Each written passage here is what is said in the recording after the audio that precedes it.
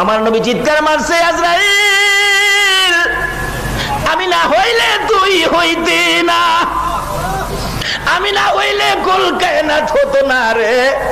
আমার বুকের উপর হাত দিছো, আমি এত কষ্ট পাইতেছি রে আজরাইল, না জানি আমার গুনাহগার উম্মতের কত কষ্ট দেস রে আজরাইল। আমি রাসূল তোরে এই মুহূর্তে বলে দিলাম, আজ থেকে কিয়ামত পর্যন্ত আমার গুনাহগার এতিম উম্মতের জান খানদান করবি রে।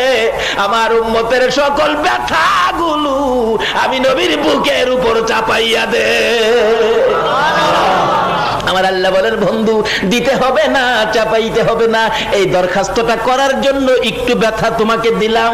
এবার আজরাইল বলেন, ইয়া রাসূলুল্লাহ আমি কথা দিলাম, আপনার উম্মত যারা হবে, আপনার আশেক যারা হবে, আপনার পাগল যারা হবে, আপনার কথা যারা মানবে, আপনার তরিকায় যারা চলবে, ওই